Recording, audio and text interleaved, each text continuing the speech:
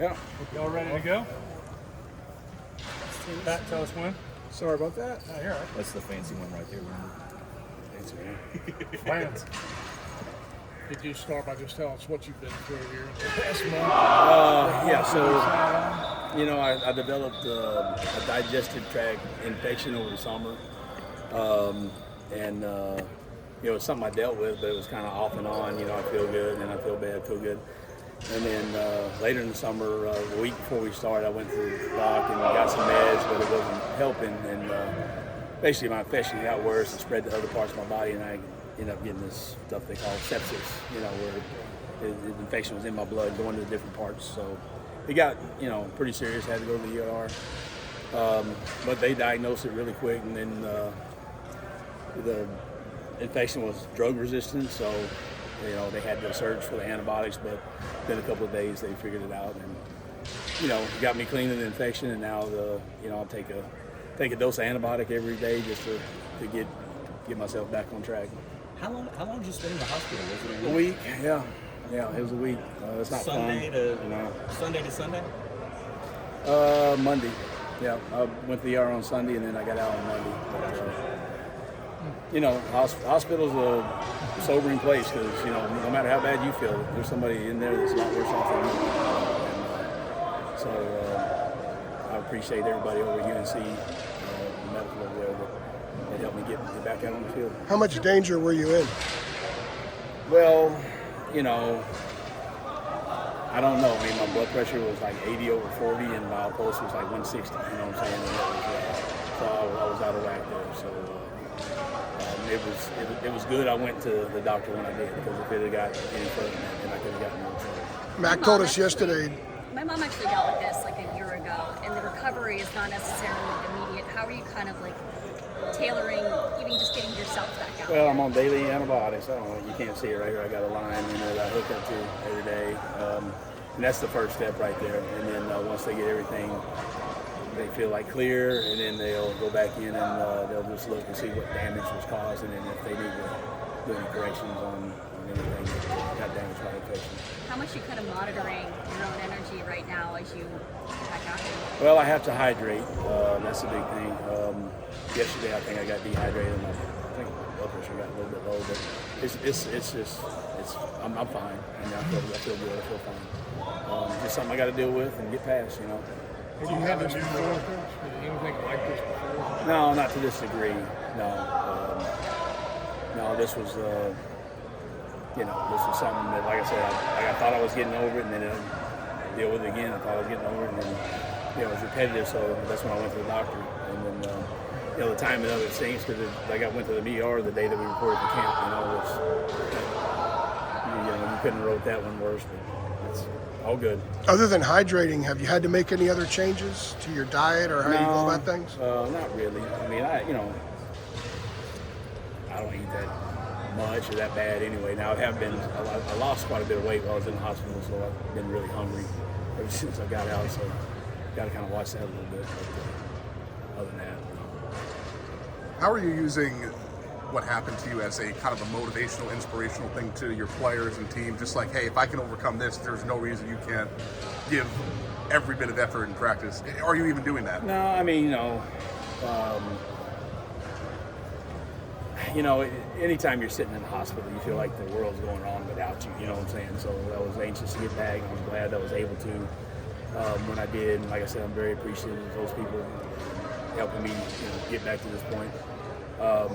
But, we're not guaranteed any day, you know what I'm saying? So you just got to live like that, and you got to prepare like that, and you got to make sure that, you don't waste anything, And so that was kind of a reinforcer of that belief, but that's always been a coaching belief that I've always had anyway. So, it sure brought it home to me sitting in the hospital. Randy, when you said you thought you were getting over it, what was the thing, the moment, what happened where you guys said, okay, we have to go to the hospital now? Like, what drove you? What was the breaking point there? I got just bad chills, fever, and then I got nauseous, started vomiting, just stuff like that. Going into that stage of whatever they call it, sepsis or shock or whatever they call it. But, yeah, it was. I was in a bad way there. Mac, quarterback said you want to see the video from practice. While you were in the Yeah, hospital. Did you yeah. actually So do that or not? they set me up. Now, the first 2 days I was kind of out of it, but then once they got the infection under control and I started feeling better, I was sitting in on the meetings on Zoom and stuff like that. So definitely stayed engaged, as much as I could anyway. Now that you're back, are you kind of like, I'm a little bit behind, I got to get these guys ready Yeah, to go? yeah. No, it's a panic feeling, a little bit, and you just feel like you're always chasing something because you missed a week there.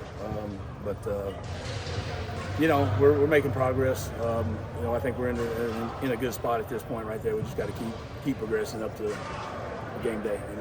You also had a couple of new guys that you hadn't coached yet before with Jakaya and Yeah, we Zach. added some guys this summer. So have you portal. tried to speed that process up to catch up with those guys? I wish there was a speedy process for it, but it's a process, and there's no shortcuts to it or anything like that. You got to go out, you got to drill it, you got to run it live, and then if it's broke, you got to drill it and run it live until you get it fixed. And that's just kind of the repetitive process of an O lineman, Was there a player on the offensive line that really stood out as a leader and kind of took some of the reign of, hey, got to mentor these kids while coach is out?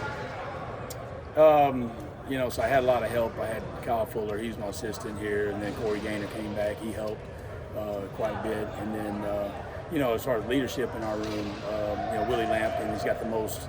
He's a seasoned guy. He's played a lot of snaps, and he sets a great example through his work ethic and everything. And then, guys like Austin Blasky have done a good job of stepping into a leadership role and, just trying to be that bell cow, for the guys. And it was especially important when we were down there. So I'm very appreciative for those guys for sure. When you don't have an NFL quarterback leading the offense, now more than ever, it could be probably as important to have a strong offensive line, but also a strong running game. Obviously, you don't think our quarterbacks are NFL? Say it again? You don't think our quarterbacks are NFL? That's to be seen. But Drake May has been drafted, Sam Howell's been drafted. But obviously, Amari and Hampton's going to lead the running game. But how much pressure is there on the offensive line to create space for the running game, but also protect these quarterbacks that don't have as much experience? We got to do our job every time. Running game's the best friend of a quarterback. Everybody knows that. Staying out of bad situations and stuff like that. So we're always going to be about that. And we have to have a balance. When we do get in a situation where we want to throw the ball, we got to hold up in protection. So it's something that you work 50-50. In your drill work, and you're just constantly. We do a good job of constantly putting ourselves in situations in practice. So we can see. Hey, this is good. This is bad. This would have won for us. This would have lost for us. That type of thing. So just constantly doing that and evaluating and coaching and progressing. Randy, we keep hearing from different coaches, from players, that they feel like this offensive line will be better than the one you guys had last year. I mean, I understand it's the preseason, you hadn't played anybody yet. I get that, but what makes you believe that this group could be improved over maybe the one you had last year or the last couple of years? Well, we're always trying to improve. We're not trying to stay the same, and definitely not trying to go backwards.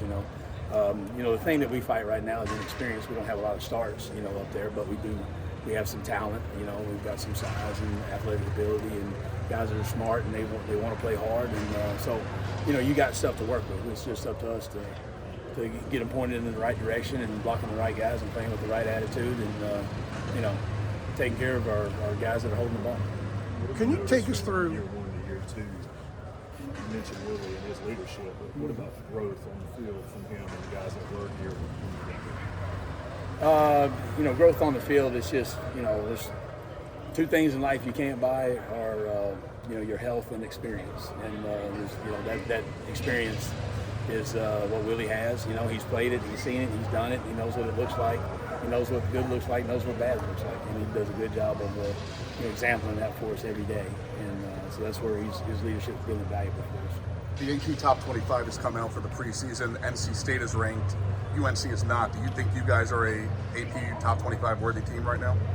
We got to prove, and that doesn't matter. You know what I'm saying? We got to prove ourselves. That's it. And we got to prove ourselves every Saturday, no matter who we're playing, what the press says, or what's on Twitter or whatever it is. We have to go out and prove ourselves every day, and especially on Saturday. So we're just going to be focused on that. We don't care about I always tell my guys, we're focused on the process and not the result. If you're on the process and you're doing that right every day, then the result's going to take care of itself. So.